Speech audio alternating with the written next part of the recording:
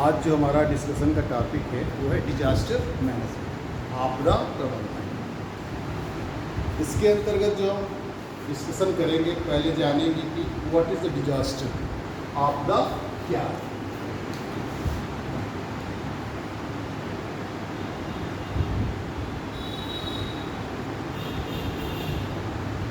आपदा क्या है, दूसरा क्या कैरेक्टरिस्टिक्स होती है डिजास्टर की, आपदा की क्या विशेषता है, कैरेक्टरिस्टिक्स ऑफ डिजास्टर।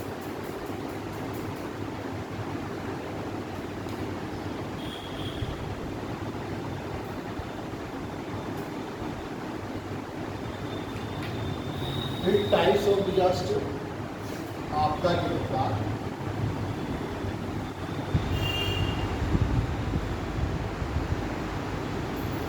फिर आपका डिजास्टर मैनेजमेंट, आपदा प्रबंधन क्या है।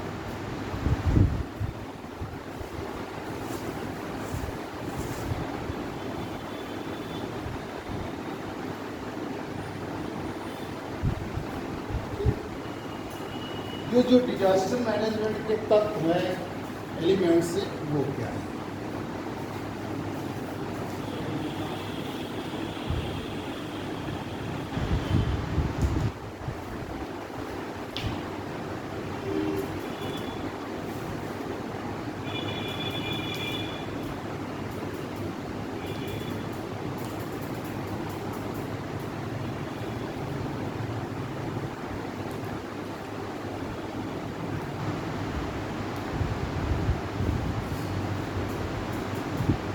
Stages of disaster management.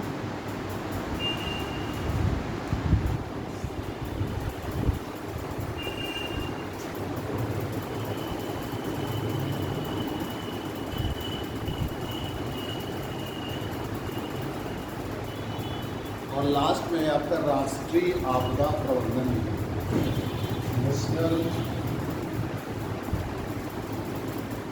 Disaster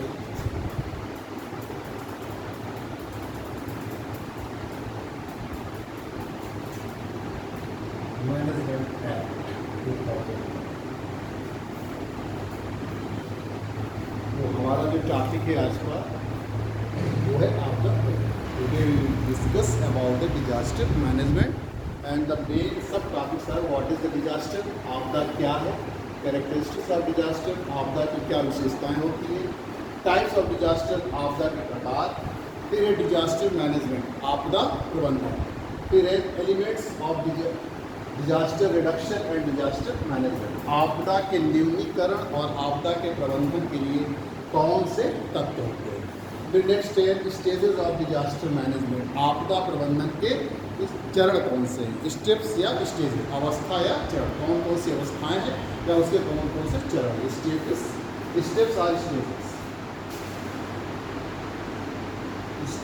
और stages of disaster.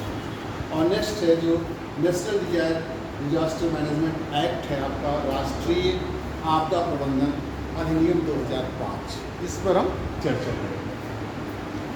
Firstly we discuss about the disaster, what is the disaster, आपदा आखिरकार क्या है, व्हाट इज द डिजास्टर या व्हाट इज द कैलेमिटीज, आपदा क्या है। देखिए कि बहुत सारी जो है प्राकृतिक और मानव के द्वारा जनित आपके इस पर्यावरण में आपको घटनाएं दिखाई देती, जैसे ज्वालामुखी है आपका, उद्गार, भूकंप, ठीक, और आपका लैंडस्लाइड, भूस्खलन, साइक्लोन, चक्रवात, तो बहुत सारी आपकी जो है घटनाएं घटित होती हैं। जब ये घटनाएं जो है हम मानव के संदर्भ, यानी कि मानव समाज में मानव और अर्थ को, यानी कि धन को, संपत्ति को जो है बहुत अधिक मात्रा में नुकसान पहुंचाती है, तो उसे हम क्या कहते हैं, आपदा कहते हैं।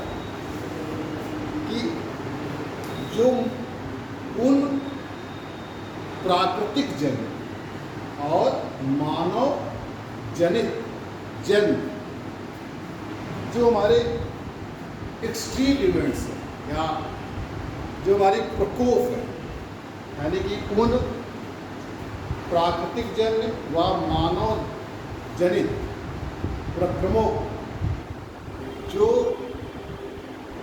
मानव पर जो है प्रतिकूल प्रभाव डाले या मानव पर जो है बहुत अधिक मात्रा में मानव समाज को नुकसान पहुंचाते हैं, उन्हें हम क्या कहते हैं?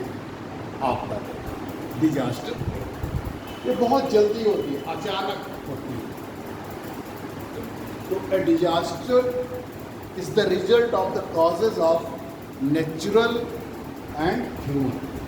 Yeah, a disaster is the result of the natural causes or human causes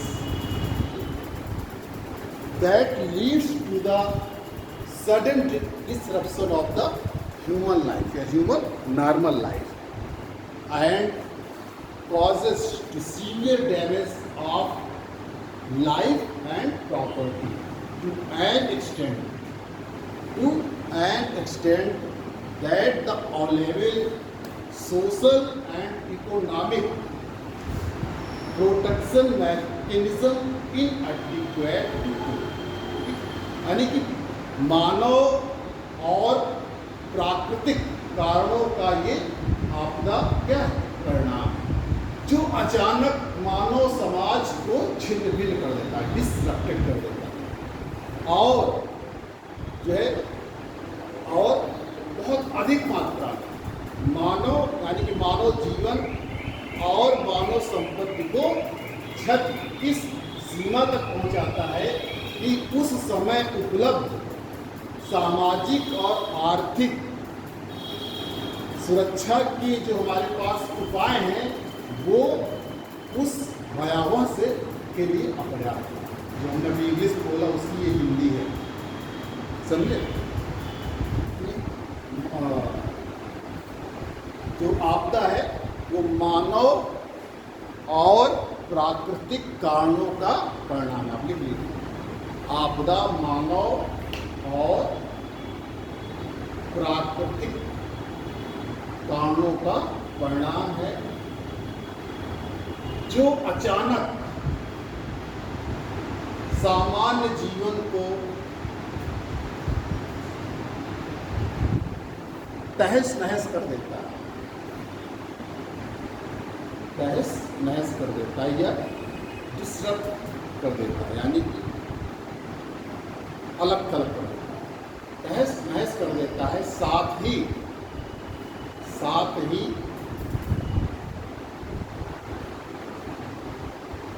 जीवन व संपत्ति को, साथ ही जीवन व संपत्ति को इस सीमा तक क्षति पहुंचाता है, साथ ही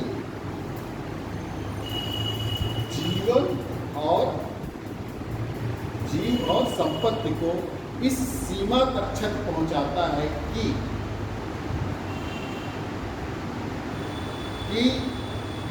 उस समय सामाजिक व आर्थिक, उस समय सामाजिक व आर्थिक सुरक्षा के उपलब्ध उपाय, सुरक्षा के उपलब्ध उपाय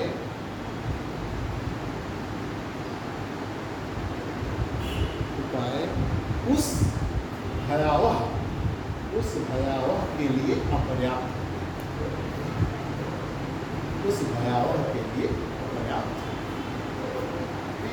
A disaster is the result of natural causes and human causes that leads to disruption of the normal life and causes to severe damage of life and property to an extent that the all-level social and economic protection mechanism inadequate to protect। आगे का समझ कि आपदा जो होती है वो क्या होती है? मानव के द्वारा जन्य या प्रकृति के द्वारा जन्य ऐसे प्रकोप होते हैं जो मानव जीवन और मानव संपत्ति पर दुष्प्रभाव डालते हैं। 60 मानव जीवन और मानव संपत्ति पर दुष्प्रभाव डालते हैं। जैसे अर्थक्वेक आ गया, भूकंप आ गया, तो क्या होगा? अचानक आ गया, सडन डिसरप्शन हो गया। जो आपका नॉर्मल लाइफ थी वो क्या होगी? एकदम से तहस-नहस हो गई, एकदम से डिस्टर्ब हो गई। और क्या बताया हमने कि जो ये सीवियर डैमेज, मतलब बहुत अधिक मात्रा में संपत्ति को और जीवों, इसमें देखिए बहुत सारे लोगों की जान चली जाती है, बहुत सारी संपत्ति का नुकसान हो जाता है, ठीक। और साथ ही उस समय जो उपलब्ध हमारे पास सुरक्षा के उपाय हैं, मतलब उस सोसाइटी में जो उपलब्ध सुरक्षा के उपाय हैं वो क्या हो जाते हैं? उस भयावह के लिए अपर्याप्त हो जाते हैं, इनएडिक्वेट टू कोप। जैसे मान लीजिए हजारों लोग मर गए, तो उस स्थान पर कितने अस्पताल होंगे? कहाँ पर आप ले जाए? कैसे उनको निकालें? तो मतलब कहने का कि इतनी अधिक मात्रा में संपत्ति और जो हमारे जीव में जान और माल की क्षति होती है कि उस समय जो हमारे पास उपलब्ध संसाधन होते हैं उनकी सुरक्षा के लिए कि उसके हम प्रभाव को कम कर सकें, वो अपर्याप्त है। आएगा साधारण भाषा में हमने आपको बताया कि उन मानवजन्य और प्राकृतिक जन्य प्रकोपों को जो मानव जीव और संपत्ति पर दुष्प्रभाव डालते हैं वो क्या कह रहे हैं? आप ये 60 परिभाषा है, लेकिन जो परिभाषा वास्तविक क्या है वो हमने आपको बताई। और देखिए कि इसकी कुछ कैरेक्टरिस्टिक्स होती है, कुछ विशेषताएं होती हैं। तो आपदा आप लोग समझ गए।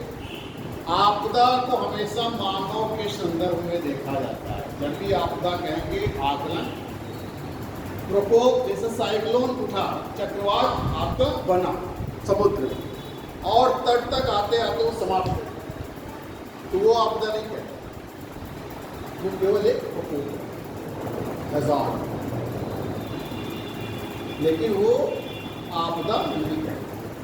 अगर वो तट पर पहुंच जाता है और इसके बाद वो अधिक मात्रा में, बहुत अधिक मात्रा में जान और माल यानी कि जीव और संपत्ति को क्षति पहुंचाता है, नुकसान करता है, तो वो आपदा होती है। बात दोनों में डिफरेंस। तो प्रकोप ही आपदा तब बन जाती है, प्रकोप में क्षमता होती है, ये ध्यान रखिएगा। ऐसा नहीं है कि उसमें क्षमता नहीं होती, उस प्रकोप में क्षमता है, लेकिन वो रिहायशी इलाकों में घटित नहीं हो पा रही, उसका प्रभाव रिहायशी इलाकों में नहीं पहुंचा। जैसे वही चक्रवात है तो क्या उसमें क्षमता नहीं है?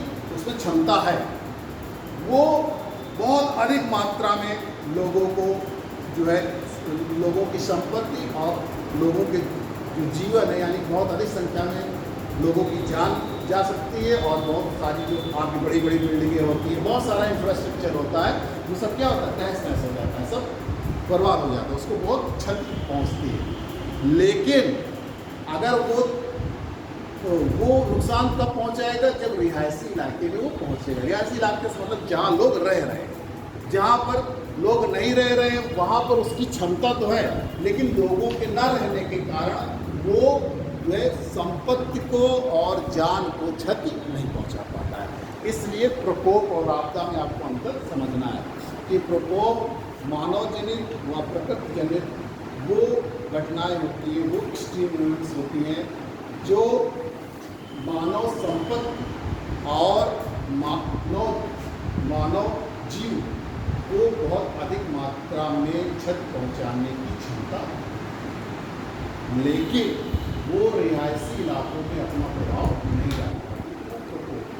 लेकिन वही अगर रिहायशी इलाकों में पहुंच जाता है तो वो आपदा। इसलिए आपदा का आकलन हमेशा किसके संदर्भ में किया जाता है? मानव के संदर्भ में।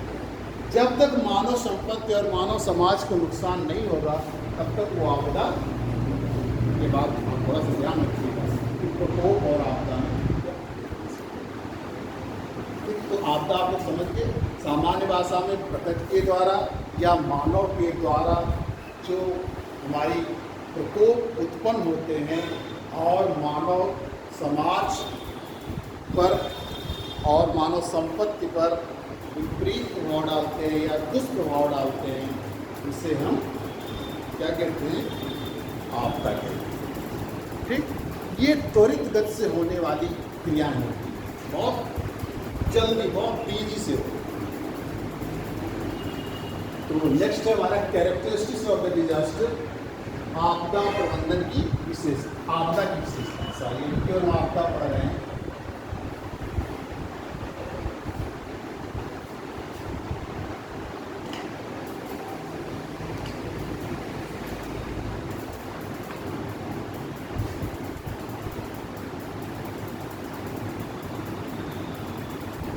देखिए जो डेफिनेशन है उसी में सारी उसकी कैरेक्टरिस्टिक्स भी रहती है, उसकी विशेषताएं सब उसी में। पहला जैसे ये मानव और प्रकृति जन्य, यानी कि आपदाएं मानव जन्य व प्रकृति जन्य। आपदाओं की जो उत्पत्ति होती है किससे है, मानव के द्वारा और प्रकृति। तो पहला इसमें है आप देखिए कि आपदाएं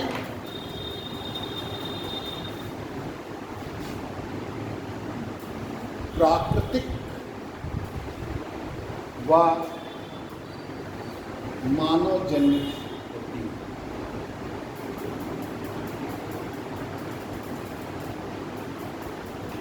Disasters are originated due to the causes of natural and human, यानी कि नेचुरल और ह्यूमन कॉजेज, ठीक,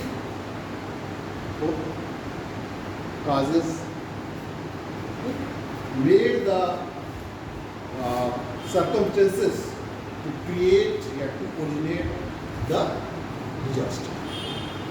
यानी कि मानव और प्राकृतिक जो हमारे गतिविधियां हैं उनके द्वारा ऐसी परिस्थितियां बनती हैं जिनसे हमारे प्राकृतिक आपदाएं और मानवजन्य आपदाएं। दूसरा इसी में ये बहुत तीव्र गति से होती है, आपदाएं बहुत तीव्र गति से होती हैं, घटित होती हैं। यानी कि disaster happens very rapidly, disaster happens, disasters happen very rapidly, बहुत तेजी से ये घटित होती है। तीसरा है कि आपदा का जो आकलन किया जाता है, असेसमेंट किया जाता है या ऑब्जर्वेशन किया जाता है, परीक्षण किया जाता है, वो मानव के संदर्भ में किया जाता है। यानी कि आपदा का आकलन मानव के संदर्भ में किया जाता है। Assessment of disaster is done in respect of human, मानव के संदर्भ में। मानव के संदर्भ से मतलब कि मानव समाज, कि मानव समाज को कितनी मात्रा में नुकसान पहुंचा रहा है मानव जीव को। वैसे इसमें जीव जंतु और वनस्पतियों को भी लेते हैं, लेकिन मुख्य रूप से मानव को ही दिया जाता है। मानव समाज से मतलब कि मानव को आर्थिक बहुत सारे नुकसान पहुंचाते हैं, मानव को आर्थिक रूप से, सामाजिक रूप से, राजनीतिक रूप से, मनोवैज्ञानिक रूप से जो है ये क्षति पहुंचाता है। आर्थिक रूप से आप जानते हैं कि बहुत सारा इंफ्रास्ट्रक्चर जो होता है वो बाढ़ आ गई, अरबों रुपए की फसलें क्या होती हैं, नष्ट हो जाती है, संपत्ति आपकी कितनी नुकसान है। इस तरीके से ये जो आपदाएं आती हैं, अभी बाढ़ आती रहती है, बाढ़ से कोई मतलब नहीं, लेकिन बाढ़ आपदा कब बनी जब वो रिहायशी इलाकों में चली। नहीं तो फ्लड्स की तो बस अगर अपने तटों को पार करके, जो उसके तटबंध होते हैं नदियों के, नदियां जब अपने तटबंध को पार करके जो है उनका जल फैल जाता है नदियों के तट के किनारे, तटबंध के किनारे, तो वो क्या होती है, बाढ़ हो जाती है। बाढ़ यही हो जाती है, यहाँ नदियाँ अपने तटबंधों को पार करके जल जो है फैल गया अगर या तटबंधों को जल जो है नदियों का जल तटबंधों को पार कर गया तो वो बाढ़ हो जाती है। लेकिन वो आपदा कब बनती है? जब वो रिहायशी इलाकों में पहुँच जाता है, यानी कि वही जल तटबंधों को पार करके जब रिहायशी इलाकों में पहुँच जाता है और बहुत अधिक मात्रा में जान और माल को की क्षति करता है, वो क्षति पहुँचाता है, तो आपदा हो जाती है। तो ऐसे ही प्रकोप हैजार्ड। अब जो है हमने बताया कि जो असेसमेंट किया जाता है, आकलन किया जाता है आपदा का, वो मानव के संदर्भ में किया जाता है। Assessment of the disaster is done in respect of human, मानव के संदर्भ में किया जाता है। अब जो इसकी मैग्नीट्यूड है, निर्धारण है, तीव्रता है, उसका भी आकलन हम मानव समाज के संदर्भ में करते हैं, यानी कि मानव समाज को कितनी क्षति, यानी कि the magnitude and the intensity of disaster is done या इज असेस्ड, जो आकलन करते हैं on the basis of the human society, मानव समाज के आधार पर आपदा का परिमाण एवं प्रचंडता, कितनी तीव्रता, कितनी फ्रीक्वेंसी, प्रचंडता का निर्धारण करता है। तो the magnitude and intensity of the disaster are determined on the basis of the human society या on the basis of the effects of human society, यानी कि मानव समाज पर क्या प्रभाव पड़ा। मानव समाज को अगर बहुत अधिक नुकसान पहुंचा रहा है तो उसकी प्रचंडता बहुत अधिक है, मानव समाज को कम नुकसान पहुंचा रहा है तो उसकी प्रचंडता या तीव्रता।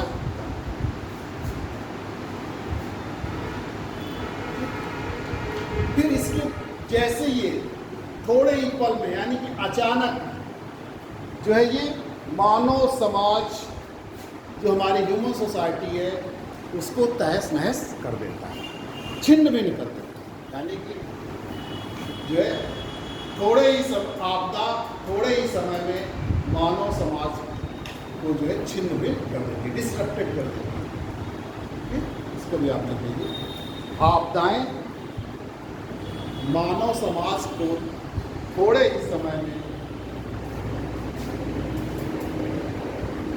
तहस नहस कर and the essential work and activities are stopped।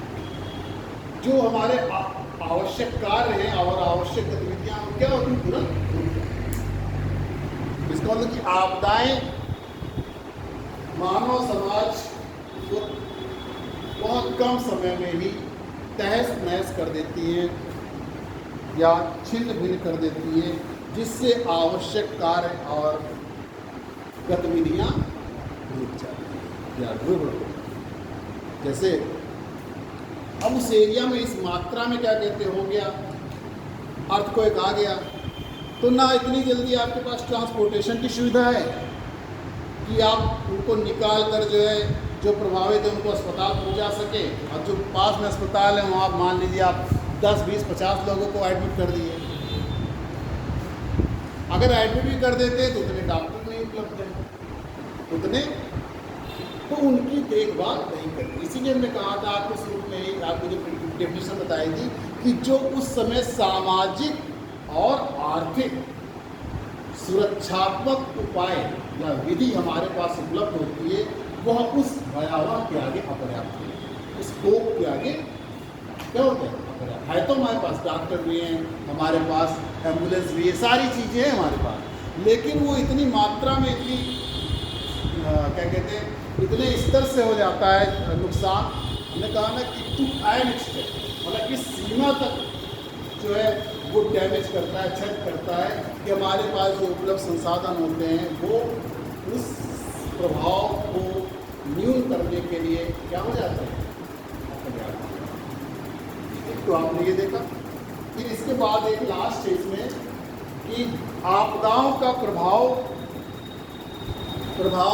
मानव समाज के सभी पक्ष, आपदाओं का प्रभाव मानव समाज के सभी पक्षों जैसे सामाजिक, आर्थिक, राजनीतिक, स्वास्थ्य,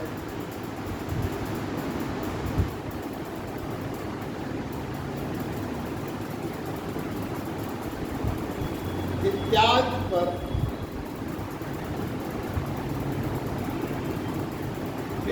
प्रतिकूल रूप से पड़ता है। या ये कहिए कि मानव समाज के सभी पक्षों पर, मानव समाज के सभी पक्षों जैसे सामाजिक, आर्थिक, राजनीतिक, स्वास्थ्य पर आपदाओं का दुष्प्रभाव, प्रतिकूल प्रभाव पड़ता है। जो अभी ट्रांसपोर्टेशन की व्यवस्था अच्छी थी आपकी, लेकिन जैसे ही भूकंप आया या जैसे ही लैंडस्लाइड हुआ, डिस्टर्ब हो गया। संचार के साधन जो हैं वो अच्छे चल रहे थे, ना तो आप कहीं फ़ोन कर सकते हैं, ना तो आपके पास लाइट की व्यवस्था है, ना ट्रांसपोर्टेशन की व्यवस्था है। तो आप कैसे जो प्रभावित क्षेत्र है उसको आप कैसे इतनी जल्दी जो है उपाय उपलब्ध करा सकते हैं, कैसे उसका प्रभाव कम कर सकते हैं। इसीलिए कहा गया ग्रीन एग्रीकल्चर तो अपर्याप्त हो जाते हैं नित्य कुशल साधन। ये आपदा की विशेषताएं थी, कैरेक्टरिस्टिक्स ऑफ द डिजास्टर।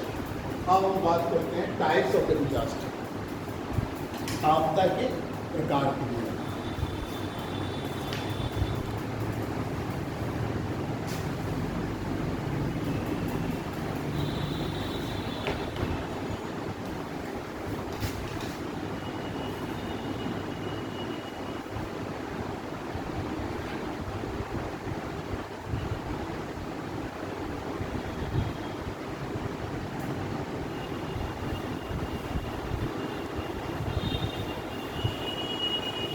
क्योंकि आपदा के प्रकार बताने के तो कई तरीके हैं और कई जगहों में इसका बहुत जो है कहीं बहुत ज़्यादा बड़े ढंग से इसका वर्गीकरण किया है। ठीक, या इसको ये आपदा के प्रकार ये क्लासिफिकेशन, आपदा के वर्गीकरण,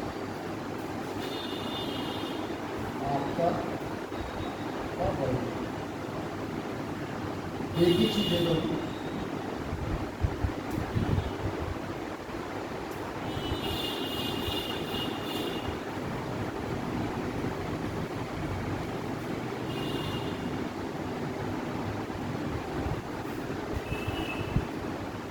तो हम आपको सामान्य तरीके में बताएंगे जो आपके एग्ज़ाम में आते हैं। देखिए, या तो आप इसको 3 भागों में वर्गीकृत कर सकते हैं, क्लासीफाइड कर सकते हैं, या तो एक जो है नेचुरल प्राकृतिक आपदाएं होती हैं और एक मानव निर्मित आपदाएं होती है, मानव जन्य आपदाएं। और कहीं कहीं पे आपको बायोलॉजिकल जीवी जो है आपदाएं भी मिल जाती हैं। तो हम 3 तरीके से आपको बता रहे हैं। पहला है प्राकृतिक आपदा, नेचुरल कैलामिटीज या natural disaster.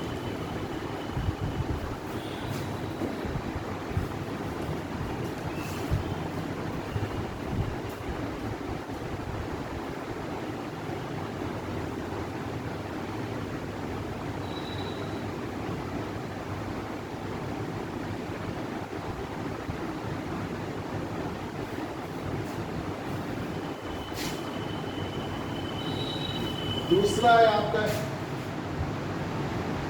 Man made disaster या ह्यूमन मेड।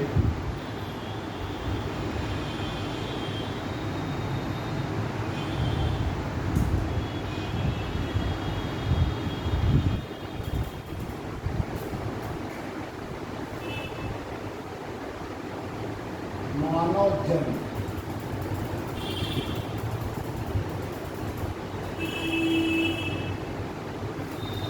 लास्ट में जैविक आपदा,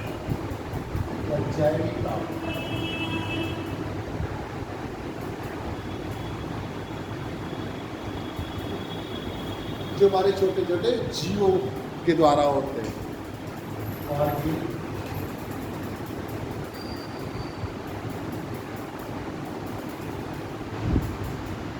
और बाकी जीव सभी हैं। प्राकृतिक आपदाएं, आप प्राकृतिक आपदाओं में देखते हैं कि जो प्रकृति के द्वारा आपदाएं आती हैं, जो प्रकृति के द्वारा घटित होती है, जैसे भूकंप, एक अर्थक्वेक, वोल्केनिक इरप्शन है, ज्वालामुखी उद्गार।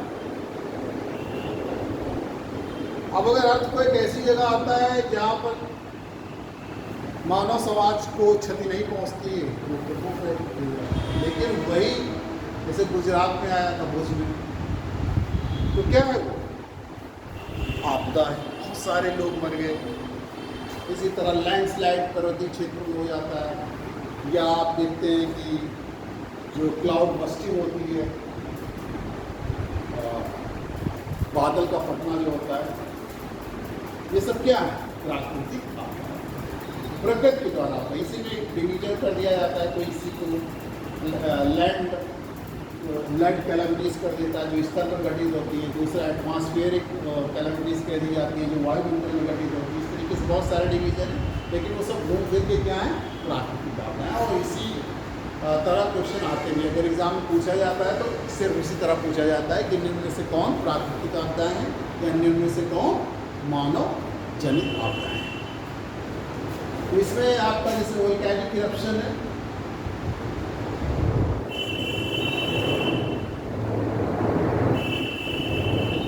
ज्वालामुखी उद्गार,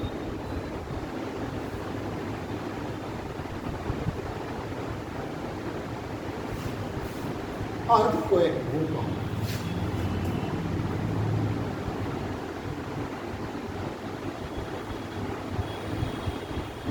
लैंडस्लाइड,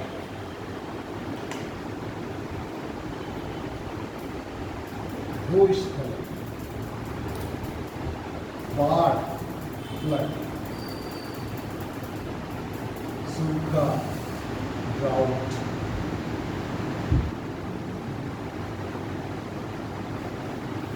साइक्लोन, चक्रवात,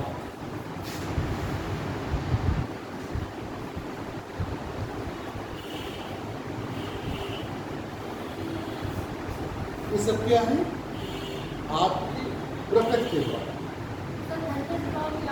हाँ, अगर उससे वही कंडीशन है कि अगर उससे होगी नुकसान तो, जैसे थंडर काम जो होता है तो तड़ित झंझा सामान्य रूप में आपको दिखाई देता है, देखते हैं बारिश के समय में, वर्षा के समय में। लेकिन उससे जब बहुत अधिक मात्रा कम, ये आपको हमेशा, ये जो चीज़ें हमने आपको बताई, हमेशा आपको बहुत अधिक मात्रा में दिखाई देती है।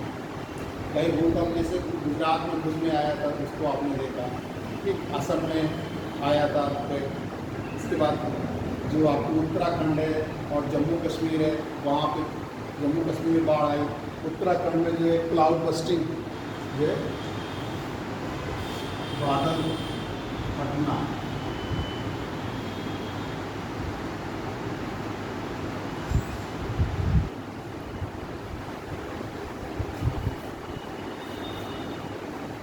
वास्तव में बादल फटते नहीं हैं, क्या होते हैं?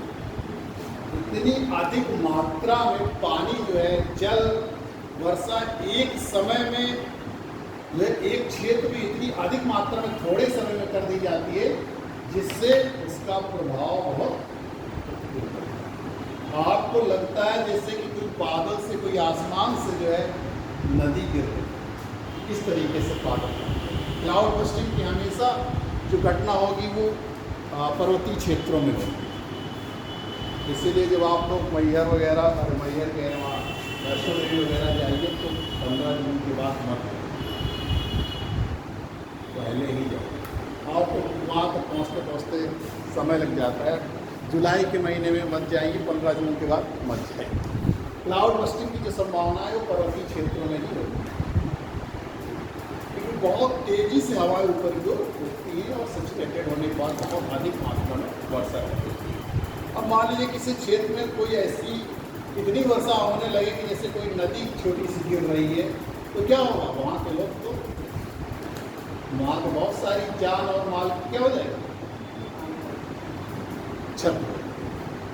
तो इससे तो क्लाउड बस्टिंग मतलब बादलों का फटने से मतलब है कि किसी क्षेत्र में थोड़े ही समय में बहुत अधिक मात्रा में वर्षा का, जनरली हिमालय क्षेत्रों में होते हैं, जहाँ पर प्रवृत्ति से टकराने के बाद। फिर क्या है, मानव जन्य अपराध।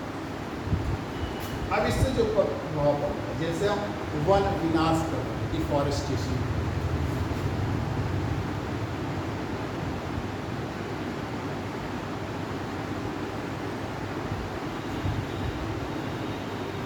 कहीं आग लग गई, अग्निकांड हो गई,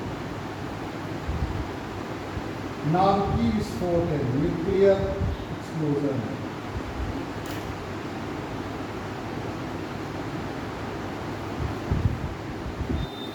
या ऐसी समस्याएं जो हमारे प्राकृतिक संसाधनों या संसाधनों के अतिविदोहन से, over exploitation of resources, problems related to over exploitation, यानी कि अतिदोहन से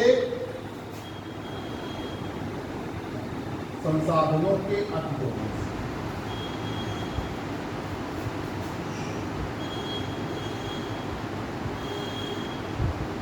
संसाधनों के अतिदोहन से संबंधित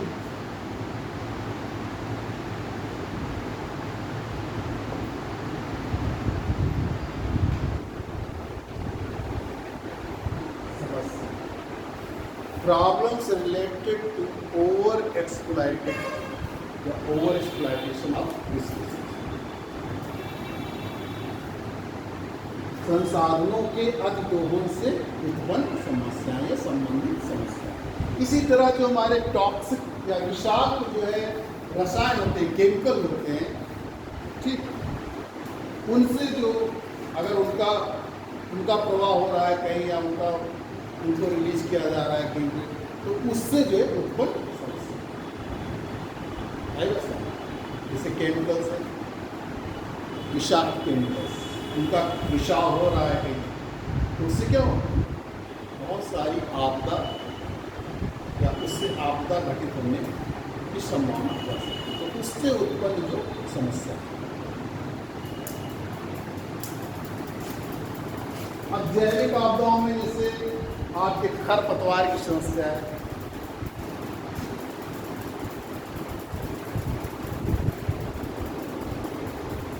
कीट पतंगों की समस्या है,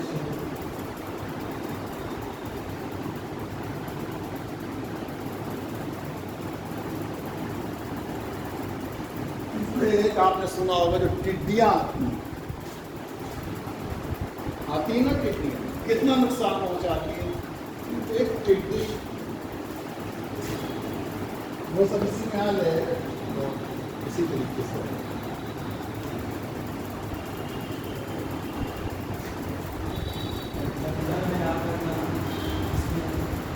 हाँ, अग्निकांड जो आग लगती है, पेड़ों द्वारा आग लग जाती है, हाँ, वो प्राकृतिक कारणों में आ जाएगी, जो प्रकृति के द्वारा। ये अग्निकांड लिखा है, अग्निकांड मतलब वो अग्निकांड जो हो जाता है, अग्निकांड इसलिए उसे फॉरेस्ट फायरिंग कहते हैं, या उसको जो जंगलों में आते हैं गर्मियों के, वो नेचुरल। तो ये आपकी थी क्लासिफिकेशन ऑफ द डिजास्टर या टाइप्स ऑफ द डिजास्टर। अब हम चर्चा करेंगे डिजास्टर मैनेजमेंट, क्योंकि हमारा मेन टॉपिक है डिजास्टर मैनेजमेंट। लेकिन ये पहले हमको जानना जरूरी था कि डिजास्टर क्या है। अगर हम ये नहीं जानेंगे कि डिजास्टर क्या है, तो हम उसका मैनेजमेंट कैसे करें। इसलिए हम अब बात करेंगे डिजास्टर मैनेजमेंट, आपदा प्रबंधन।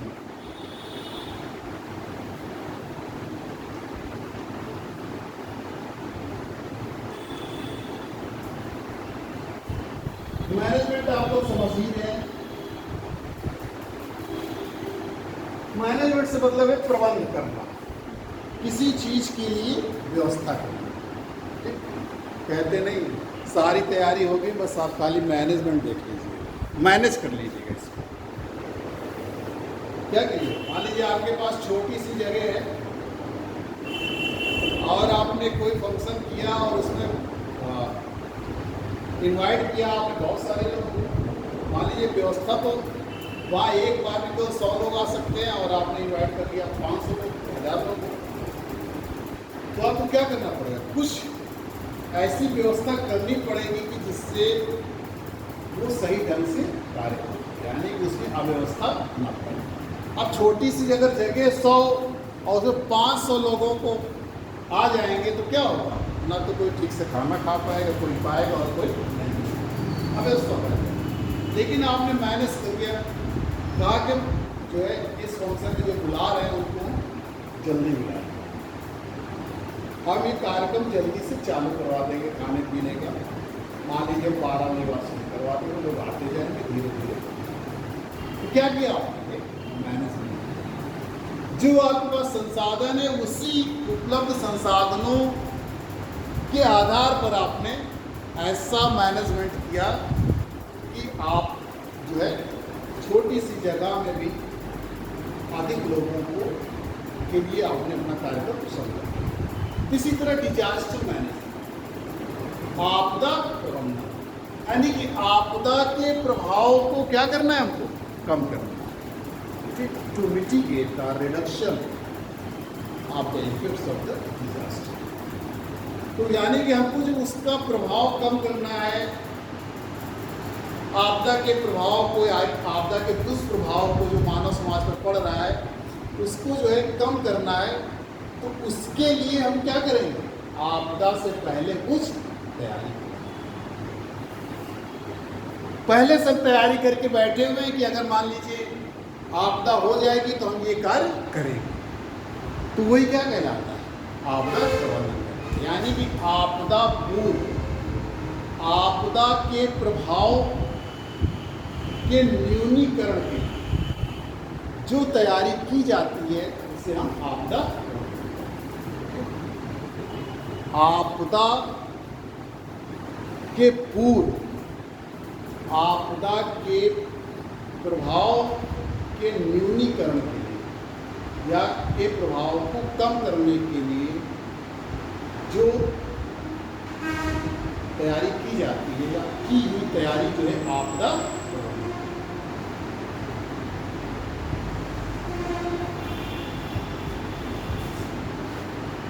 Pre-disaster, the preparedness to minimize या to mitigate या to reduce the effects of the disaster is known as the disaster. आपदा पूर्व की गई तैयारी यानी कि प्री डिजास्टर या ये कि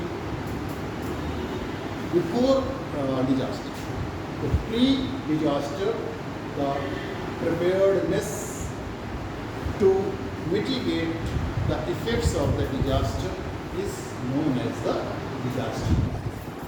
आपदा पूर्व आपदा के प्रभाव को कम करने के लिए की गई तैयारी ही आपदा प्रबंधन। सब इसके दौरान और बाद में भी की जाती है। हाँ, वो हम बताएंगे, चरण बताएंगे, वो मैनेजमेंट है, उसके चरण है, ठीक। लेकिन आप तैयारी तो पहले ही करेंगे कि हम प्रभाव कम कर लें, ठीक। तो वो आपदा मैनेजमेंट का मतलब उसके बाद जो आप कर रहे हैं, तो उसके बाद भी किस तरीके की हम तैयारी करेंगे कि उससे दीर्घकालीन रहने वाला प्रभाव और कम समय। तो तैयारियां तो आपको पहले ही करनी पड़ेगी, पहले से ही ये तैयारी पूरी की जाएगी। आपदा पूर्व से तैयारी करने का मतलब ये नहीं है कि हम आपदा पूर्व तैयारी कर लिए तो जब आपदा आ गई तो हमको कुछ नहीं करना है। हमको आपदा आने और आपदा आकर जब चली जाती उस समय क्या करना है, उसी की तैयारी हम कर रहे हैं। तो आपदा पूर्व से ये तात्पर्य मत आप सोचिए कि आपदा पूर्व ही केवल हमको तैयारी कर लेनी। आपदा पूर्व जो हम तैयारी कर रहे हैं वो किस लिए कर रहे हैं कि जब आपदा आएगी और अब तो उस समय करेंगे। अभी हम आगे बताएंगे stages of the disaster management में। और फिर वो तो अपना प्रभाव डालकर चली गई, अब उस प्रभाव को हम कैसे कम समय में, यानी कि मानव की लाइफ को, हम अपने मानव जीवन को कैसे फिर से उसी तरीके से व्यवस्थित कर लें जैसे आपदा से पहले। तो उसके लिए तो हमको कुछ करना पड़ेगा ना, क्या करना है वही हम पहले से सोच रहे हैं, क्योंकि हमको ये नहीं मालूम है कि आपदा कब आ जाए। कुछ चीज़ों में आप अनुमान लगा सकते हैं। साइक्लोन का अनुमान लगा लेते हैं आप, अर्थक्वेक का अनुमान नहीं लगा पाते हैं। अर्थक्वेक सडन फोर्सेस है, एकदम अचानक आँख बंद करते ही सब कुछ तहस नहस हो जाता है। तो इसमें आप अनुमान नहीं लगा सकते, बस ये अनुमान लगा सकते हैं कि किन क्षेत्रों में अर्थक्वेक ज़्यादा है। अर्थक्वेक आता है भूकंप जो है आपके पर्वतीय क्षेत्र में सबसे ज़्यादा आता है, लेकिन हिमालय पर्वतीय क्षेत्रों की जो लिथोस्फीयर है, जिसकी परत इतनी मोटी होती है, उसका प्रभाव कम है। लेकिन ये कि आता सबसे ज़्यादा कहाँ है? भूकंप। तो आपदा प्रबंधन यानी कि आपदा पूर्व आपदा के दुष्प्रभाव को कम करने के लिए की गई तैयारी ही आपदा प्रबंधन है। डिजास्टर। अब क्या एलिमेंट्स हो सकते हैं डिजास्टर मैनेजमेंट या डिजास्टर रिडक्शन, यानी कि आपदा के न्यूनीकरण और आपदा के प्रभाव, आपदा प्रबंधन के लिए कौन कौन से तत्व, इसकी हम चर्चा करेंगे। नेक्स्ट है elements of disaster reduction and disaster management.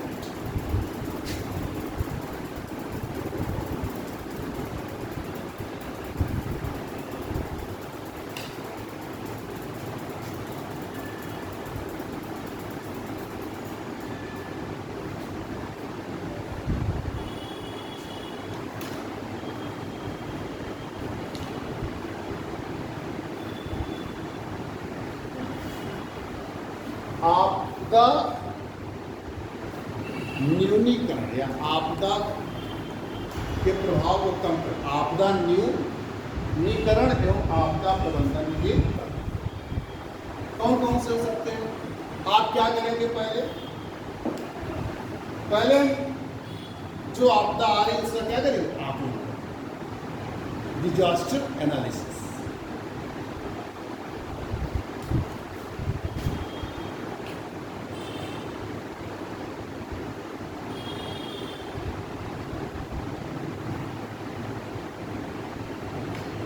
आपदा आकलन विश्लेषण।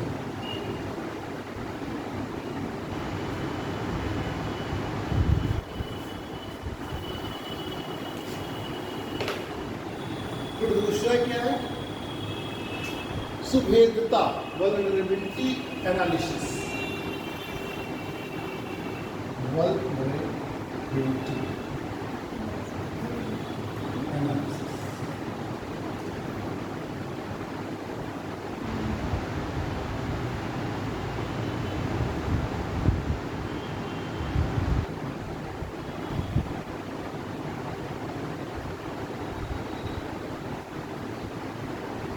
ये फर्स्ट है और ये सेकेंड है और ये थर्ड है। रिस्क एनालिसिस, जोखिम विश्लेषण।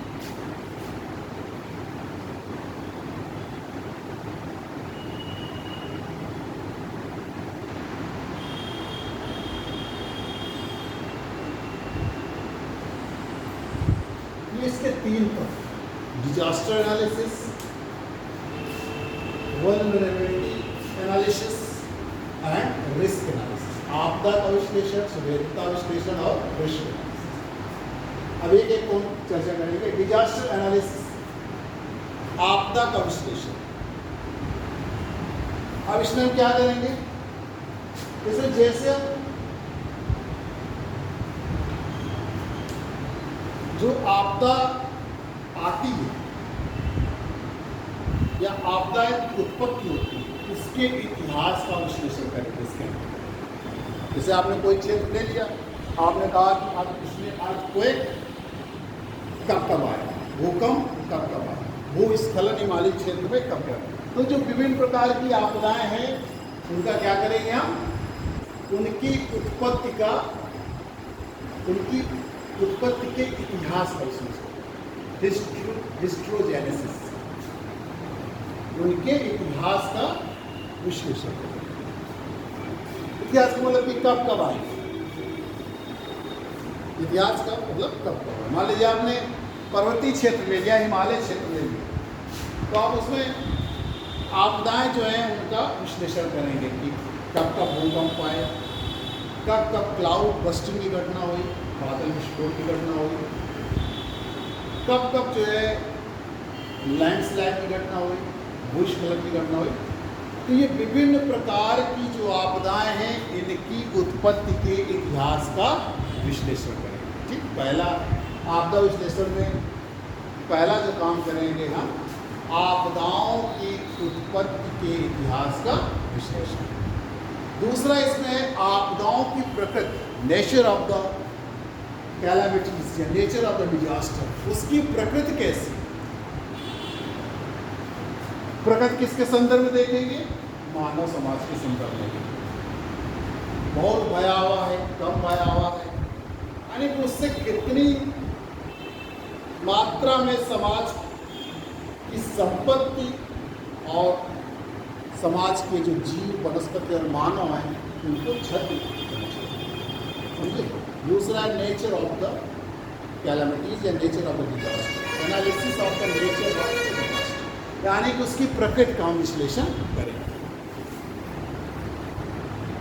तीसरा है फिर इसी में कि उसकी क्या प्रक्रम है, क्या प्रोसेस है, process of the origin of the calamities, यानी analysis of the process of origin of calamities, यानी कि आपदाओं की उत्पत्ति की क्या प्रक्रिया है उसका विश्लेषण। आपदाओं की उत्पत्ति के प्रक्रम का विश्लेषण, क्या प्रोसेस है, किस वजह से आगे गया। मान लीजिए आपने कहा कि पहले पर्वतीय क्षेत्रों में भूकंप ज़्यादा नहीं आते थे, लैंडस्लाइड की घटनाएं ज़्यादा नहीं होती, लेकिन अब बहुत ज़्यादा हो रही है। बहुत पहले से उनकी क्या है तीव्रता, फ्रिक्वेंसी मतलब बढ़ गई, अब जल्दी जल्दी आती। किसकी वजह से, मानव गतिविधियों, ह्यूमन एक्टिविटीज़ की वजह। ठीक है, तो प्राकृतिक चीज़ें, लेकिन मानव की गतिविधियों ने इसकी तीव्रता को यानी कि इसकी फ्रिक्वेंसी को बढ़ा दिया, इसकी बारंबारता को बढ़ा दिया। क्योंकि अब मानव भी वहाँ पहुँच गए, हम चाहते हैं कि हम उसको टूरिस्ट प्लेस बना दें, और क्या बना दें, टूरिस्ट प्लेस बना दें। अब आप टूरिस्ट प्लेस बनाने के लिए आप सड़क बना रहे हैं, ट्रांसपोर्टेशन की सुविधा दे रहे हैं, उसके लिए क्या कर रहे हैं, आप डायनामाइट से बहुत क्या विस्फोट कर रहे हैं, बड़े बड़े पहाड़ी क्षेत्र जो है उनको गिरा रहे हैं। तो क्या कर रहे हैं, उसकी इकोलॉजी को डिस्टर्ब कर रहे हैं, उसकी जो एक स्थिरता है, स्टेबिलिटी है, उसको हम क्या कर रहे हैं, डिस्टर्ब कर रहे हैं। तो मानव की गतिविधियों के द्वारा उसकी तीव्रता, हम न्यूक्लियर विस्फोट कर रहे हैं, भूमिगत परीक्षा कर रहे हैं, उससे क्या हो रहा है, आपको भूकंप की बारंबारता तो जल्दी जल्दी आ रहा है। तो मानव की गतिविधि, तो इसीलिए कहा गया है कि उसकी प्रक्रिया यानी कि उसकी उत्पत्ति की प्रक्रिया या प्रक्रम का विश्लेषण करें कि आखिरकार यहाँ पर क्यों आ रहा है। तभी तो आप कहेंगे कि नहीं वहाँ इस प्रकार की मानव की गतिविधियाँ नहीं होनी चाहिए, तब हमारे लिए आपदाएं की बारंबारता। तो ये था आपदा विश्लेषण। मुख्य रूप से 3 चीज़ों को देखते हैं। पहला देखते हैं आपको आपदाओं की उत्पत्ति का इतिहास का विश्लेषण करते हैं। दूसरा आपदाओं की प्रकृति का विश्लेषण करते हैं, कैसा नेचर है इसका। और तीसरा आपदाओं की उत्पत्ति की प्रक्रिया का क्रम का विश्लेषण है। तो बहुत ज़्यादा, लेकिन हम आपको सार नहीं बता रहे हैं जो आपके किताब किया है। सुभेद्यता विश्लेषण, वल्नरेबिलिटी एनालिसिस। सुभेद्यता से तात्पर्य है कि किसी भी क्षेत्र में आपदा, किसी खास आपदा का मानव समाज के जो विभिन्न आयाम, विभिन्न क्षेत्र, जैसे हमने बताया आर्थिक, सामाजिक, राजनीतिक, तो उसकी दुर्बलता, उसकी दुर्बलता एवं उस प्रभाव से ग्रसित एवं प्रभावित, उस आपदा से ग्रसित एवं प्रभावित को हम लोग क्या कहते हैं? सुभेदता। यहाँ आपको उल्टा समझ में आ रहा है। यहाँ पे हम दुर्बलता को देखते हैं कि मानव आखिर उस क्षेत्र में कौन सी दुर्बलता है, किस चीज की कमी है, ठीक, कि मानव समाज में उसका क्या पड़ रहा है? दुष्प्रभाव पड़ रहा है और मानव उससे ग्रसित हो रहा है। तो इसकी जब हम दुर्बलता को विश्लेषण करेंगे तभी हम उसके प्रभाव को कम करेंगे। यानी कि सुभेद्यता वल्नरेबिलिटी से तात्पर्य है किसी खास आपदा से प्रभावित क्षेत्र व उसमें रहने वाली मानव जातियों की दुर्बलता का विश्लेषण करना। यानी कि जो दुर्बलता होती है वही सुभेद्यता कहलाती है। तो किसी खास आपदा से प्रभावित किसी खास क्षेत्र एवं उसमें मानव जात की दुर्बलता को ही क्या कहते हैं? सुभेद्यता कहते हैं। और इसी का जब विश्लेषण करते हैं तो उससे हम लोग सुभेद्यता विश्लेषण। दुर्बलता से मतलब यहाँ पे उस क्षेत्र में कौन सी कमी है और मानव समाज के पास ऐसे कौन से संसाधन नहीं है, मानव समाज के पास ऐसी क्या मजबूरी है कि उससे वो बार बार ग्रसित होता है।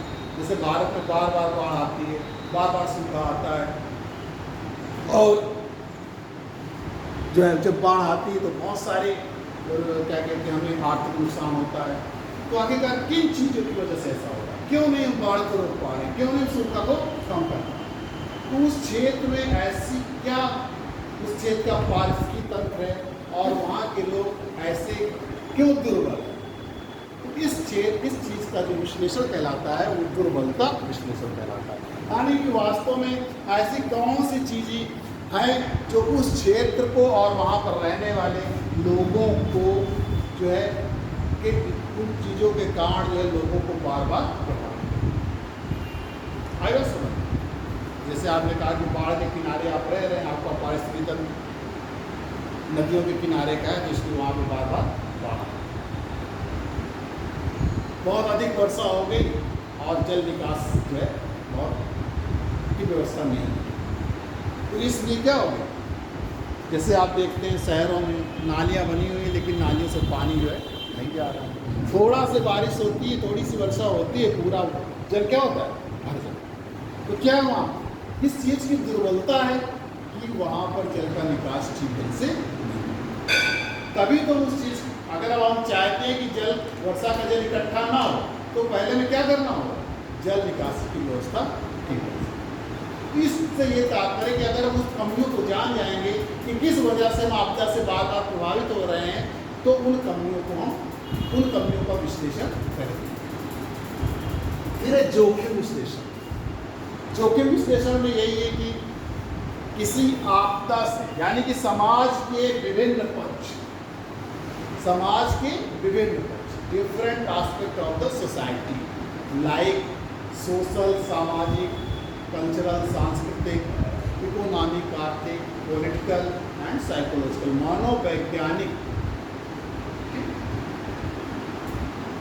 मनोवैज्ञानिक पक्षों में समग्र रूप से आपदा के दुष्प्रभाव का विश्लेषण किया। यानी कि मानव समाज के जो विभिन्न पक्ष हैं, सामाजिक, आर्थिक, राजनीतिक, मनोवैज्ञानिक, इसमें आपदा का क्या प्रभाव पड़ रहा है, यह आपदा इनको कैसे दुष्प्रभावित कर रही है, उसका हम विश्लेषण करेंगे, उस रिस्क का विश्लेषण करेंगे, उस जोखिम का विश्लेषण करेंगे कि इस आपदा से मानव किस स्तर तक प्रभावित हो सकता है। और हम विश्लेषण करके ये पता लगाएंगे कि कौन से उपाय किए जाएं जिससे इसका क्या होता है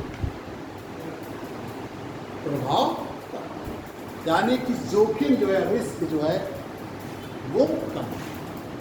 तो ये the elements of disaster reduction and disaster management. अब आपको यहाँ तक समझ में आ गया होगा।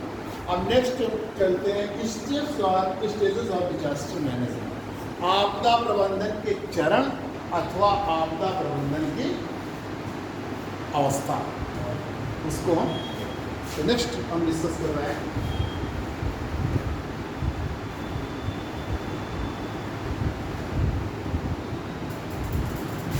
स्टेजेस ऑफ क्या स्टेप्स जो भी आप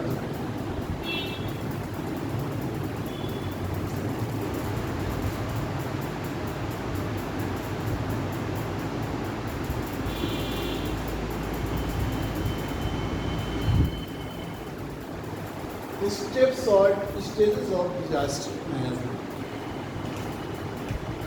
अब हम देखिए कि वास्तव में जो आपदा प्रबंधन है उसके 3 चरण होते हैं या 3 अवस्थाएं होती हैं। कहीं कहीं पर 2 अवस्थाएं भी आपको पढ़ने को मिल सकती हैं, तो उसमें कोई कंफ्यूज होने की जरूरत नहीं है।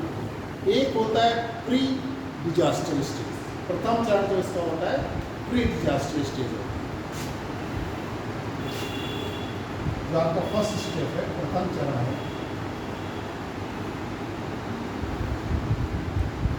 वो क्या है? Pre disaster. आपदा से पूर्व।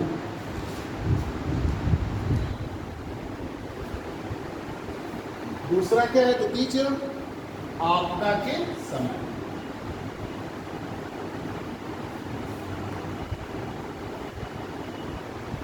During disaster, at the time of disaster.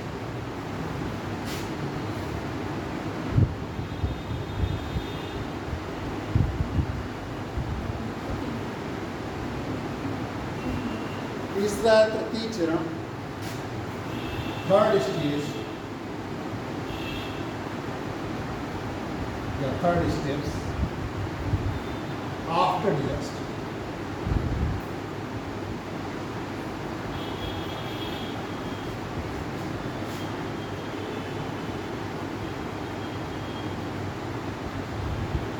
आपदा के पश्चात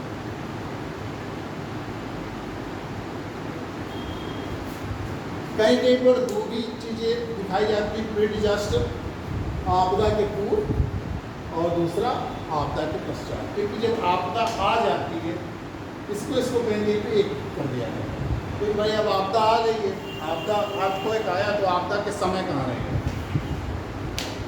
तो आपदा आगे चली। तो इस तरीके से कहीं कहीं पर है, आप इनको 2 एक साथ भी कर सकते हैं, लेकिन ज़्यादातर जो बुक्स हैं उनमें यही है 3 स्टेप्स। तो पहला है आपके प्रथम चरण, प्री डिजास्टर में आप क्या करेंगे, आपदा से पूर्व आप क्या करेंगे।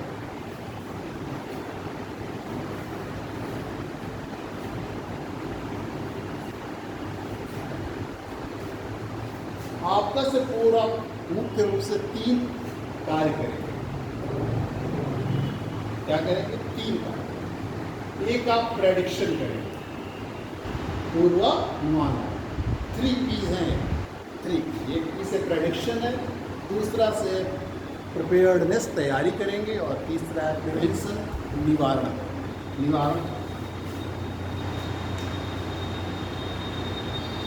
प्रेडिक्शन पूर्वानुमान,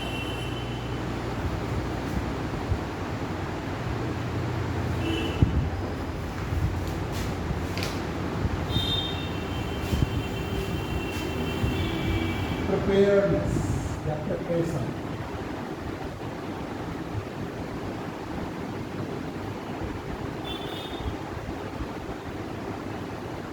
या प्रिपरेशन,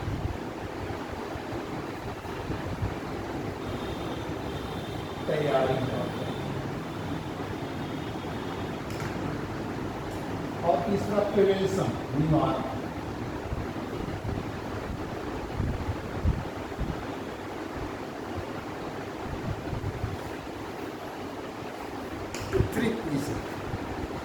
मुख्य रूप से इसमें और बहुत सारी चीजें हैं।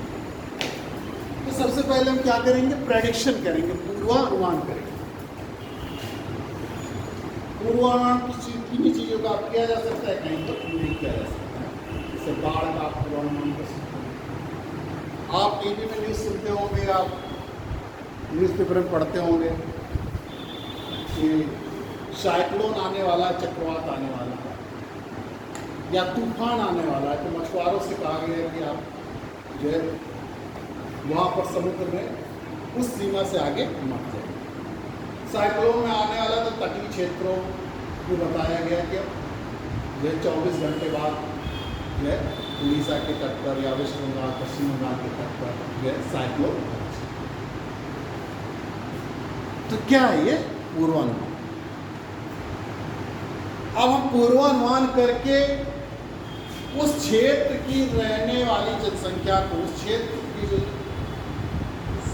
रहने वाली जनसंख्या है उसको क्या होता है, उसको सचेत करें।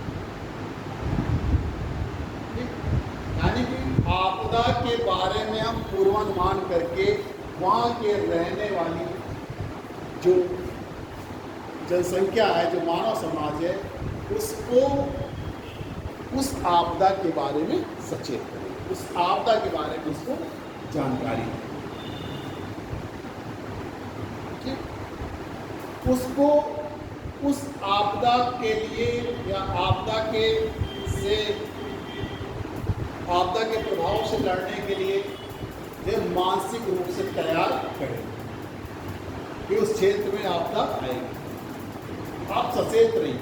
आप कहते नहीं तटीय क्षेत्र को 10 किलोमीटर तक के तटीय क्षेत्र को खाली कर दीजिए साइक्लोन जब आए, तो आप खाली कर देते, सचेत कर दिया जाता है।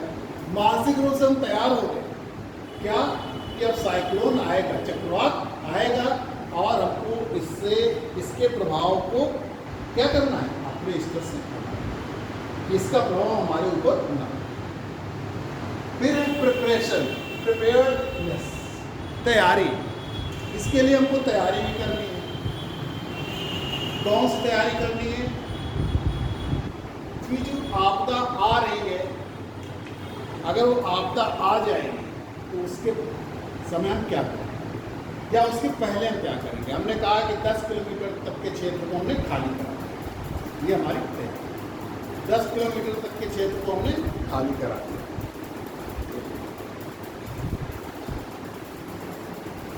जो भी चीज़ों की ज़रूरत पड़ सकती है वो सारी व्यवस्थाएं हम कर लेंगे कि इससे किस प्रभाव कैसे कम करेंगे।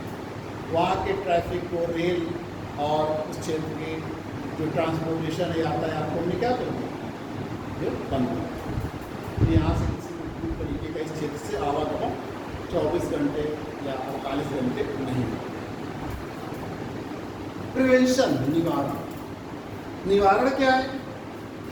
निवारण भी तैयारी करना है, यानी कि उसके प्रभाव को कम करने के लिए, उसके दुष्प्रभाव को कम करने के लिए आप कौन सी तैयारी कर रहे हैं, आपके पास कौन कौन सी तैयारियां हैं, उसको इसके अंतर्गत शामिल करते हैं। जैसे आपने कहा कि आपदा आएगी, अगर आपदा आ जा रही है तो हम इस क्षेत्र में यहाँ पर जो इसके प्रभावित लोग हैं इसको इस स्थान पर ले जाएंगे। इस तरीके से उनको खाने पीने की सुविधा उपलब्ध कराएंगे, इस जगह पर उनको अस्थायी आवास उपलब्ध करा देंगे।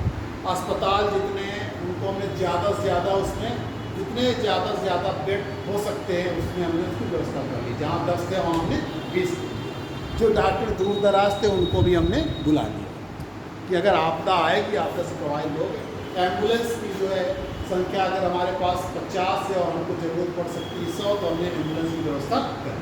ये क्या है? ये उसके प्रभाव को कम करने के लिए निवारण के उपाय। अब 2-3 चरण, जब आपदा आ जाए तब आप क्या करेंगे? At the time of disaster या ड्यूरिंग डिजास्टर। हम मान लीजिए आपदा आ गई, तो इस समय क्या होता है? रिलीफ वर्क होता है, राहत कार्य।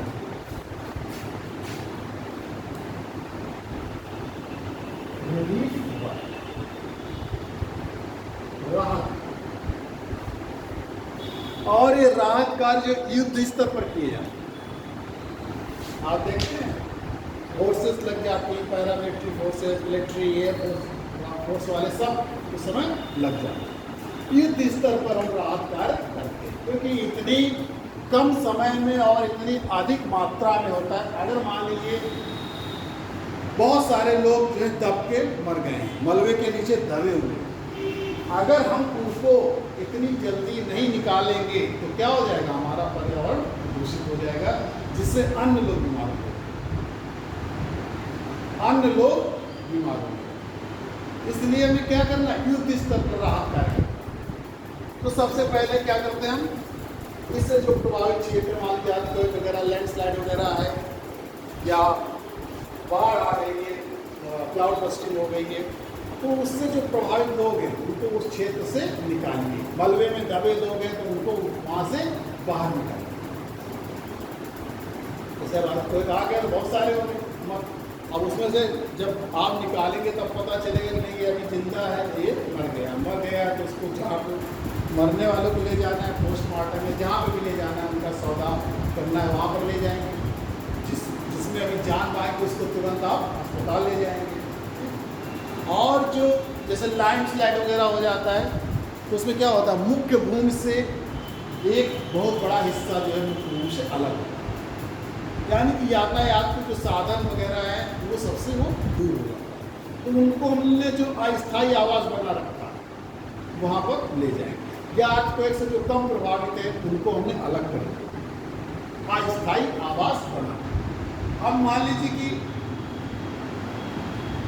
अब भूकंप आ गया तो बहुत बड़े बड़े इंफ्रास्ट्रक्चर, बहुत बड़े बिल्डिंग, बहुत सारे लोगों के मकान वकान सब क्या हो जाते हैं, ध्वस्त हो जाते हैं। तो हमको उनको अस्थायी आवास भी प्रोवाइड कराना है।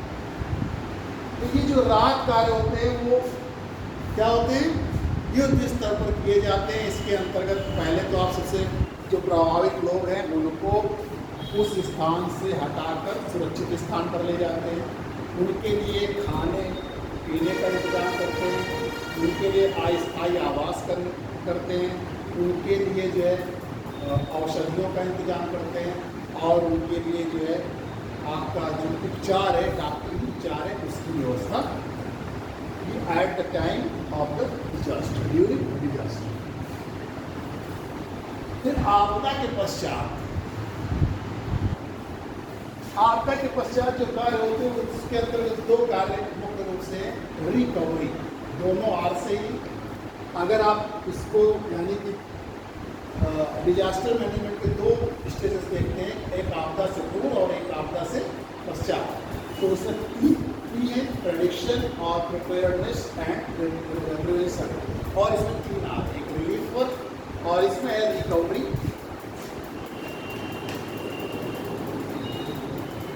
और रिहेबिलिटेशन या रिकंस्ट्रक्शन।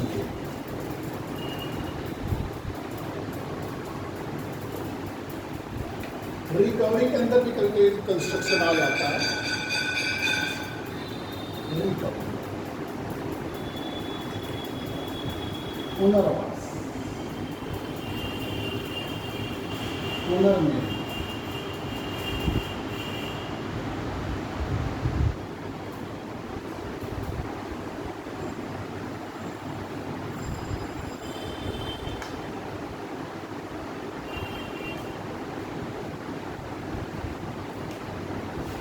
पुनर्निर्माण। वैसे रिकवरी के अंदर रिकवरी इसको शामिल कर लेते हैं, रिकंस्ट्रक्शन। रिकवरी का मतलब कि जो चीज़ें हमारी खोई हुई है, जो चीज़ें हमारी आपदा से नुकसान हो गया है जिन चीज़ों, उसको हम क्या करें, फिर से रिकवर करें।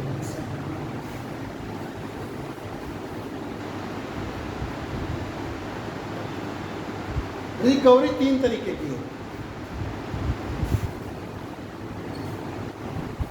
एक तो आपकी सामाजिक, मानसिक और आर्थिक। एक तो सबसे पहले थी आपकी मेंटल रिकवरी, मानसिक रिकवरी। एक आपकी मेंटल मानसिक होती है, एक इकोनॉमिक होती है, और एक सोशल। मानसिक रिकवरी और आर्थिक रिकवरी और सोशल रिकवरी। मानसिक रिकवरी के अंतर्गत हम क्या करते हैं कि कभी कभी पुनर्निर्माण को रिकवरी में भी शामिल कर दिया जाता है, ध्यान रखिए। अब मानसिक में अब जो आपदा आई हुई है उससे जो आपका एक भय बना हुआ, इसमें क्या करते हैं कि आपदा के पश्चात मानव का उस पर्यावरण के साथ, उन स्थितियों के साथ समायोजन और अनुकूलन किया जाता है। आपदा के पश्चात प्रभावित लोगों का ठीक उस पर्यावरण के साथ समायोजन और अनुकूलन, एडजस्टमेंट एडॉप्शन किया जाता है। मानसिक रिकवरी यानी कि पहले तो आप एकदम जो है आपका दिमाग स्वस्थ था, सब कुछ था, लेकिन अब आपके अंदर क्या है, भय है। मानसिक रूप से आप डिस्टर्ब है कि ये हो गया, वो हो गया, अब हम क्या करेंगे, हमारा घर जो है पूरा हो गया, हमारी नौकरी चली गई, हमारा पैर टूट गया, हम क्या करेंगे। तो हम मानसिक रूप से क्या है, अस्वस्थ हैं, मानसिक रूप से हम परेशान हैं, तो उसको हम रिकवर करें। इसके साथ सबसे बड़ी चीज़ सोशल रिस्पॉन्सेस की जरूरत होती है, यानी कि समाज की अनुक्रिया की जरूरत है। जो उस क्षेत्र में लोग रह रहे हैं, समाज के लोग रह रहे हैं, उनकी प्रतिक्रिया की जरूरत है, अनुक्रिया की, लेकिन वो कैसे हमारे साथ व्यवहार कर रहे हैं, तो उनको आगे आना चाहिए, उनको आगे आना चाहिए। बहुत सारे NGOs होते हैं, उनको आगे आना चाहिए। जो गवर्नमेंट ऑर्गेनाइजेशन यानी कि मानव समाज, एक समुदाय को आगे आना चाहिए और संगठनों को आगे आना चाहिए और इन कार्यों में सहयोग प्रदान करना चाहिए। हम उनके साथ रह रहे हैं और उनको मानसिक रूप से जो है फिर से उसी तरह ला रहे हैं कि नहीं, कुछ नहीं बिगड़ा है तुम्हारा फिर से घर बन जाएगा, तुमको नौकरी दी जाएगी, और वो धीरे धीरे क्या हो जाएगा, उसका एक आपदा का के दुष्प्रभाव का भय बना हुआ था उसके मन में, वो समाप्त, तो फिर से अपनी पुनः अवस्था को रिकवर करते हैं, उसकी जो पुनः मानसिक अवस्था थी उसको रिकवर करते हैं। इसी तरह इकोनॉमिक, जो अर्थव्यवस्था, आर्थिक रूप से आपके बड़े बड़े स्ट्रक्चर्स जो थे, आपके बड़े बड़े कार्यालय, सरकारी कार्यालय थे, बड़ी बड़ी इंडस्ट्रीज थी, उनके कार्यालय थे, और ट्रांसपोर्टेशन हो गया, ये सब सारी चीज़ें क्या हैं, ध्वस्त हो गई आर्थिक रूप से। तो आर्थिक रूप से दो तरीके से आप आर्थिक रूप में जो मानव रह रहा है या जो समुदाय प्रभावित है, उसको आप भरोसा दिलाते हैं कि नहीं, ये फिर से सारी चीज़ें बन जाएगी, जहाँ आप लगे हुए आपकी संपत्ति फिर से वापस आ जाएगी, ठीक, आपके लिए सरकार के द्वारा ऐसे काम किए जाएंगे, संगठन के द्वारा ऐसे किए जाएंगे, आपकी जो इकोनॉमिक कंडीशन ख़राब हो गई है, आपको खाना पानी की व्यवस्था की जाएगी, आपको जो है छोटे छोटे रोजगार उपलब्ध कराए जाएंगे। सोशल, सामुदायिक, मतलब वो जो समाज से एकदम अलग थलग हो गया, समाज से एकदम अलग थलग हो गया, वो एकदम समाज से अलग अपने आप को महसूस कर रहा है कि देखिए समाज के तो बहुत सारे अच्छे लोग हैं, हमारा ये हाथ टूट गया है, हमारा पैर टूट गया है, हम चल नहीं पा रहे, समाज हमको बड़ी गिरी निगाह से देखेगा, समाज हमारे साथ सहयोग नहीं करेगा। तो ये क्या है, सोशल रिकवरी नहीं, आपके साथ समाज है, आप उसी समाज के अंग हैं, और उसी तरीके से समाज आपके पास बैठ रहा है, उठ रहा है, और उसी तरीके से फिर आप अपने को उस समाज का एक अभिन्न फिर से उसी तरीके से रिकवर हो जाएंगे कि हम इस सोसाइटी के, इस समाज के अंग हैं, हमारा ये सामाजिक दायित्व है, हमको ये करना चाहिए, ठीक। रिहैबिलिटेशन, पुनर्वास, अब सबसे ज़रूरत है कि रिहैबिलिटेशन एंड रिकंस्ट्रक्शन, पुनर्निर्माण होना चाहिए और पुनर्वास होना चाहिए। जो लोग प्रभावित हैं उनका फिर से पुनर्वास किया जाए। अभी तो हमने अस्थायी आवास दे दिया, लेकिन अब क्या हो, उनके लिए हम चाहे सरकारी मदद करें या सरकार के द्वारा पूरी तरीके से मदद की जाए, या संगठन जो हमारे नॉन गवर्नमेंट ऑर्गेनाइजेशन है या सरकारी संगठन है उनके द्वारा, जैसे अब आजकल सबको आवास गाँव में उपलब्ध कराया जाए, तो क्या है, आपको सरकारी मदद के द्वारा आवास उपलब्ध किया जाए। उसी तरीके से आपके पुनर्वास, आपका एक तरीके से फिर से पुनर्वास कराया जा रहा है। नहीं रोजगार देने की क्षमता में है तो हम आपको सेल्फ एम्प्लॉयड करेंगे, स्वरोजगार। आपको हमने एक सिलाई की मशीन दे दिया और कहा कि आप इससे रोजगार करिए, सिलाई कपड़े सिलकर आप अपने आप अपना भरण पोषण कीजिए। ठीक, तो इस तरीके से हम कहीं पर आपका काम कर रहा है, चलो आज हम आपको उसमें लगवाते हैं। मनरेगा है, आपको मनरेगा में मजदूरी का कार्य दे दिया जाएगा, आप प्रभावित हो। तो इस तरीके से हम आपको फिर से पुनर्वास कर देंगे आपका रिकंस्ट्रक्शन। जो बड़ी बड़ी हमारे कार्यालय हैं, गवर्नमेंट के प्राइवेट कार्यालय हैं, जो हमारा ट्रांसपोर्टेशन नेटवर्क दूर संचार का सब ध्वस्त हो गया है, उसको हम जल्द से जल्द उसका निर्माण करें। ये इसके अंदर एक समझ आ गया, कोई दिक्कत तो नहीं हुई है?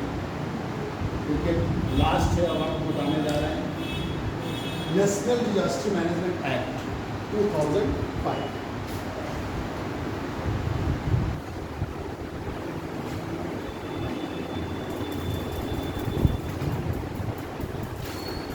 नेशनल डिजास्टर मैनेजमेंट एक्ट, राष्ट्रीय आपदा प्रबंधन अधिनियम।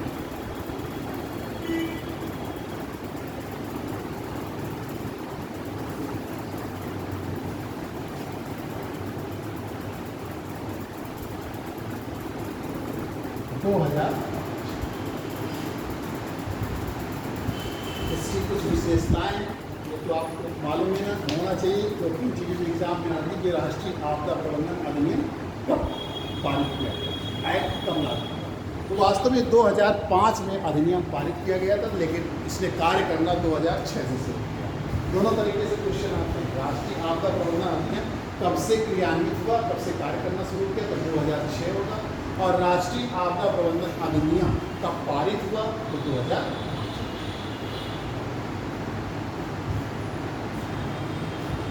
अब देखिए, राष्ट्रीय आपदा प्रबंधन अधिनियम यानी कि नेशनल डिजास्टर मैनेजमेंट एक्ट 2005 जो पारित किया गया, उसका मुख्य उद्देश्य ये है कि आप जो आपदा के समय कुशल प्रबंधन, कैसा good management at the time of the disaster, आपदा के समय कुशल प्रबंधन किया जाए, ये इसका मुख्य उद्देश्य। इसीलिए इस एक्ट को पारित किया गया, यानी कि the main objective of the national disaster management act to provide good management at the time of the disaster। आपदा के समय जो है कुशल प्रबंधन प्रदान करना इस राष्ट्रीय आपदा प्रबंधन अधिनियम का मुख्य उद्देश्य है। अब इसके लिए जो नोडल एजेंसी बनाई गई है पूरे राष्ट्र में, समग्र रूप से गृह मंत्रालय जो हमारा होम मिनिस्ट्री है वो इस कार्य को करेगा, उसका संचालन हमारा गृह मंत्रालय से ये भी आप ध्यान देंगे। यानी कि इस कार्य को या इस अधिनियम को लागू करने के लिए, क्रियान्वित करने का जो कार्य है, उसके लिए जो नोडल एजेंसी है या नोडल मंत्रालय है जो, वो कौन सा है? Home ministry.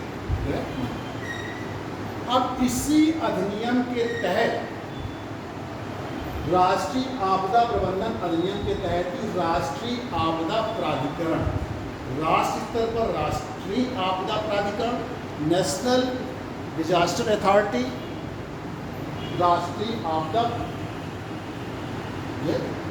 प्राधिकरण, और राज्य स्तर पर क्या है?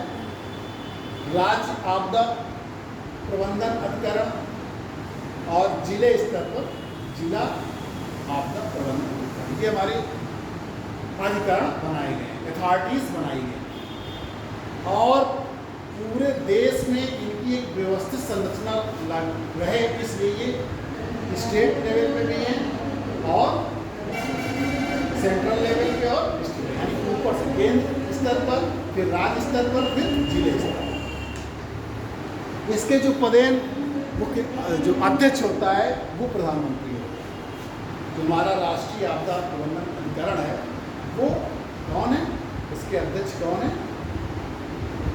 प्राइम मिनिस्टर, प्रधानमंत्री।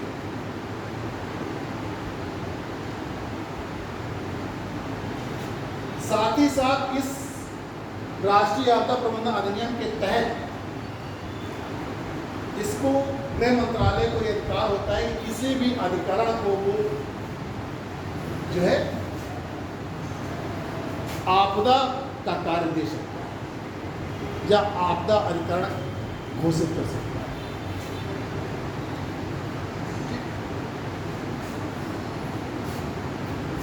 अब इसके लिए एक कार्य योजना समिति भी बनाई जाती है।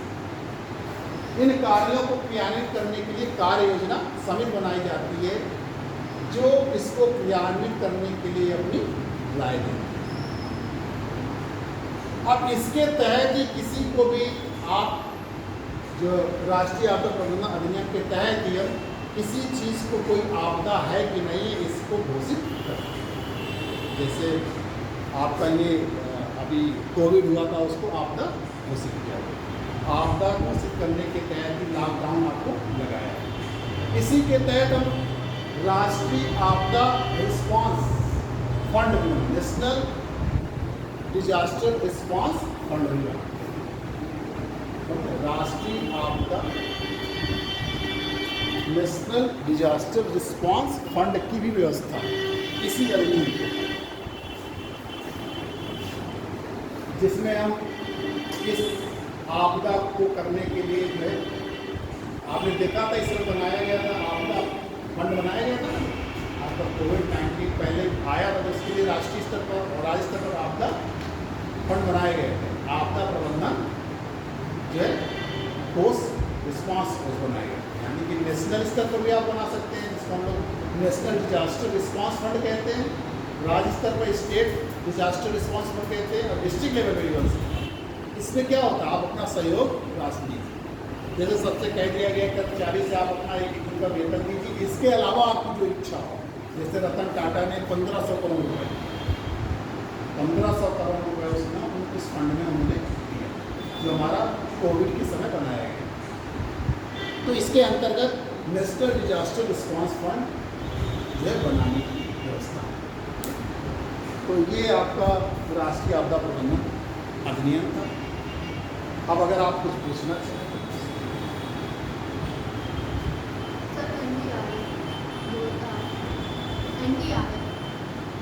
एनडीआरएफ हाँ, ये नेशनल डिजास्टर रिस्पांस मैनेजमेंट होते हैं। इसी के अंतर्गत होता है। हाँ, NIDM सेंटर, बहुत सारे ऐसे सेंटर भी बनाए जाते हैं, संस्थान बनाए हैं। नेशनल डिजास्टर मैनेजमेंट के संस्थान बनाए हैं जो नेशनल डिजास्टर यानी कि जो हमारी आपदाएं हैं उनके बारे में पढ़ाया जाता है और उनके बारे में उनसे कैसे उनके प्रभाव कम किया जाए उसके लिए शिक्षण दिया जाता है। National institute of disaster management है NIDM, जो गृह मंत्रालय के होम मिनिस्ट्री के उसमें कार्य करता है। लगातार वहाँ पे कार्यक्रम चलते रहते हैं। जैसे 3 डेज फैकल्टी इंडक्शन प्रोग्राम चलता है डिजास्टर में, हमेशा डिजास्टर मैनेजमेंट से रिलेटेड होता है। मैंने भी कई किए, मुझे भी सर्टिफिकेट दिया गया। नेशनल डिजास्टर मैनेजमेंट से जो है संबंधित कार्य जो है national institute of disaster management देता रहता है, वर्कशॉप कराता है और फैकल्टी इंडक्शन प्रोग्राम कराता है। तो इस तरीके से वहाँ चलता है, जिससे आपको मालूम हो कि डिजास्टर मैनेजमेंट में क्या होता है। और कुछ पूछना है? ठीक है।